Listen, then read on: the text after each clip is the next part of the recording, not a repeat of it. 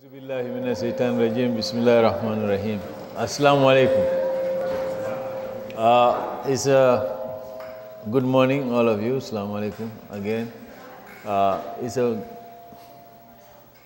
great pleasure that we are here to look at what is entitled the role of Muslim women during the Prophet's time. In order for us to have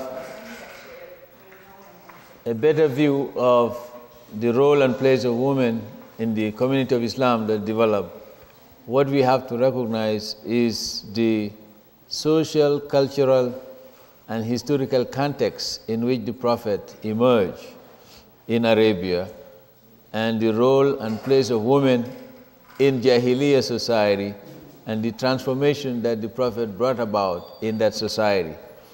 When you look at Makkah at the time of the Prophet, and you can see this very clearly in the seerah of the Prophet, you will find that in the Jahiliyyah days, women were perceived and treated in a certain way by these Jahilun of Arabia. In human society, all human beings, regardless of what society they live in, from the most primitive human society to the most high-tech society where you live in now in America, you have three building blocks that go into the making of culture, from the most primitive to the most high-tech, and all the societies in between. All human cultures have material base, value base, and institutional base. The role and place of women in any of these societies, from the most primitive to the most advanced like America today or Canada or any of the developed countries, and all the societies between these two systems, the human beings have a family. That's the most basic, the most primal. When we use the word primitive, people tend to identify with backwardness and anything like that. But the word primitive was not meant that way. It meant the primary, the first thing that happened. Now, we now use the term primal.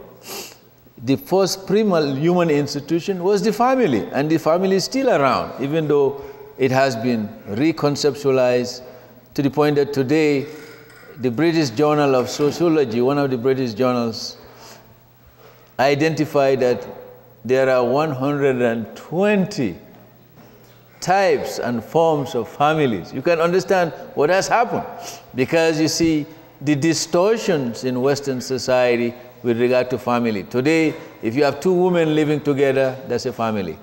If you have a single mother with 3 kids, that's a family. If you have 2 kids whose parents are dead and they're living with their grandparent, that's a family. I mean, you see, like, that concept of family, of course, is very different from the traditional understanding of our family. Because in all the languages, all the cultures, a family man, a single man who marries a single woman, and they have kids. That was the original meaning of family. But today, because of postmodernism in Western society, and because of these gays and lesbians that are active in Western society, the concept of family has been eroded, and even there is confusion now as to the meaning. This has implications for what we are going to talk about, because when we talk about the Prophet Muhammad ﷺ and his history and seerah, we just should not talk about it in isolation as if it has no meaning, because then he is not an example, because he lives in the past. You have to make that knowledge relevant to what you experience today, so that the past becomes the interpreter of the present. And then you have a dialogue between the past and the present. That has to be. Now, every culture that you look at has these 3 components: the material, the value, and institutional. The family is one of the human institutions, the oldest one. And you can never have a society without a viable family, because a society is a confederation of families coming together. The Jamaat we have here, this camp would not work if the families were not here, working together. Sons listening to fathers, daughters listening to moms, and all the others, uncles and friends and relatives and neighbors. Now, when we talk about women at the time of the Prophet, we have to conceptualize that experience in this manner.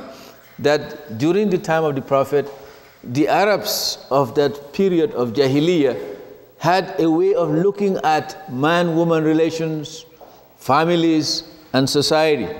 Now,